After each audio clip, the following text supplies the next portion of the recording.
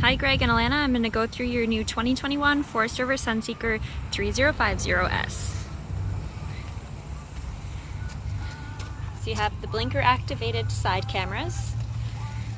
There's a power patio awning, the outside speakers that are on right now. You have an outside TV, a lot of sun glare on it at the moment. Make sure you always keep the compartment doors locked as you're driving so they have a tightness against water. The propane tank is located underneath the TV. This is your cap here to open and close the fill tank, to open and close the propane tank, and the gas tech will fill up the propane here. And it is just below full for its first fill. That means there was some extra air left over in the tank. The compartment door beside it has your trailer plate inside. At the entry door, the oval key works in both locks. The deadbolt is the safest one to use whenever possible. You have the lock, unlock, and panic button for the Ford cab, the Ford ignition key, and these little gray keys are for the safe that's in the step. I'll show you in 1 second. And these little silver compartment keys do all the storage compartments.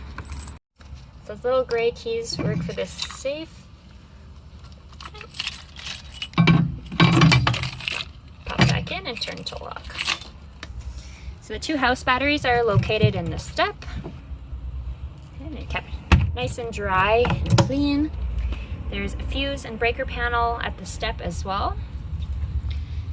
This is the house battery disconnect, so it has to be on to be able to charge, and it charges 4 ways: from the generator, shore power, the solar panel, and when you're driving. This is the automatic hydraulic leveling jack system. I'll come back to this. You have a furnace duct. You have light switches for outside, so you have your awning light and the patio light, and the awning extend and retract.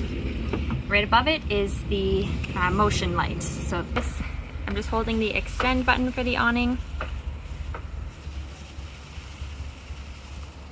And just wait till you see the tube at the end. And then it does have a pull down to adjust the pitch. So you would just pull down on the arm where the sticker is and it will adjust. You don't have to bring it back in at the end either. Just a little bit further. Okay. So pull down to adjust pitch. So you just pull it down here if you want to tilt it down. And just while we're in here still, this is the solar panel controller. So A and B are batteries 1 and 2. So just so you can see the levels of them. It does charge up pretty quickly, so you can keep an eye on it. If you press it again, it'll give you different specs like the amps. Max boost will quick charge the batteries in half an hour. You just don't want to press that button consecutively if the battery was very low. AC is for a different inverter type model, and this is a USB charging port. Okay.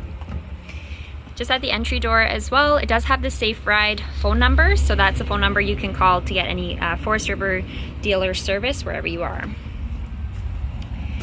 This is the back end of the water heater. So when you're winterizing it, you will have to remove the drain plug here. It's a little sticky. So that's the drain plug.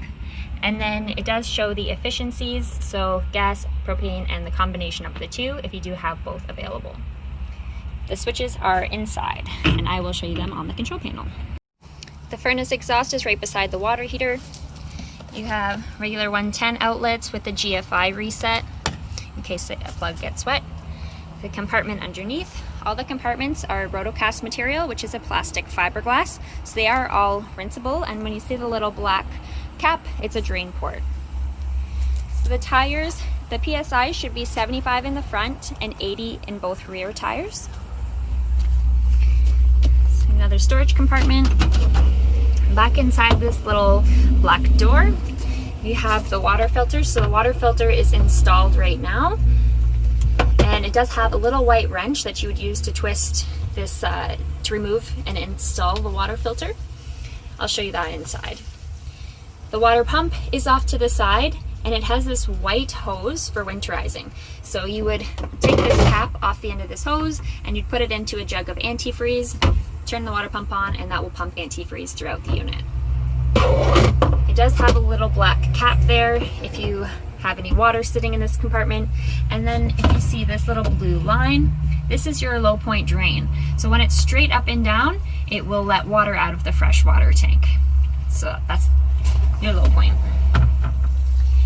And up to the side here is the Firestone airbag suspension. So the airbags will be filled to 80 psi when you leave our location. That's kind of where our customers feel most comfortable, but it is pretty stiff. So if you're going to be on a lot of rough roads, you might find 40 psi more comfortable because it allows for a bit more bounce. Make sure that you check the check tire pressures and the airbags at the same time before every trip. And the airbags can't be left below 5 psi, and they can't go past 100. So 100 would burst them, and it's not good for them to be left empty either. And just while I'm in this compartment, this black cover is kind of covering up the black and gray tanks. They run across the width of the unit from here. They are heated with furnace ducts as well. So when you have the furnace on, you're heating these compartments, and then they have the Arctic package 12-volt heating pads on top of that. And standing up, the freshwater fill is above the pass-through storage compartment door. So that is a gravity fill, and you want to have a cutoff hose stuck in there just to make it a little bit easier to use. So your pass-through just does a little touch light off to the side, and a drain port in the bottom. This little black box here is the blind spot monitoring system.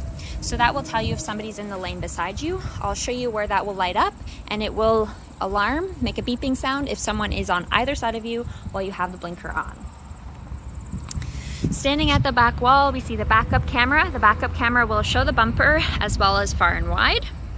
It does default while you're driving so that you can use it like a rear view mirror. You have a 7,500 pound tow hitch on the back here, or 750 pounds can sit on top. Little blue cap on the end here is where you can plug in your barbecue with a quick connect plug. And the spare tire is mounted up underneath. It does have a ladder to go up onto the fiberglass roof, which is walkable. It is a good idea to check the roof every spring and fall just to see how the seals are, make sure that they haven't dried out and cracked from the sun at all, and fill them in if necessary. And then we will have your license plate hooked onto the back there. So just on the back corner, this is a coax inlet to plug the cable TV. Your 30 amp cable will plug into here, and the other side of the blind spot radar. Okay. This is your other pass-through compartment door. And the dump station. So clip this up. Make sure you always let this compartment door down before opening up the slide. Starting on the right side, make sure you fill this airbag as well. All right. So this is your city water connection, your campground water that goes straight to the faucets. This is your black tank flush. I'll come back to that in a second. And your outside shower. So you can use this for like cleaning your accessories or rinsing out the sewer hose. So you'll bring your sewer hose up through this cutout in the floor, as well as your water hose to reach the city water connection. So you'll twist the cap off the sewer end, put the sewer hose on. You always pull the black tank first, close it, and pull your gray tank next. If you want to do the black tank flush, you'll open up your black tank valve, put the water hose onto your black tank flush, turn on the water, and then let it all rinse out. Just make sure that you always have the black tank valve open before you turn on the water. This here is just a little light switch, and then there is a light straight above as well. That's called the driver's side rear light on the control panel. And it does have a little drain port in this compartment as well. Okay, continuing. The gas fill is on the driver's side. This is a long storage compartment. Right.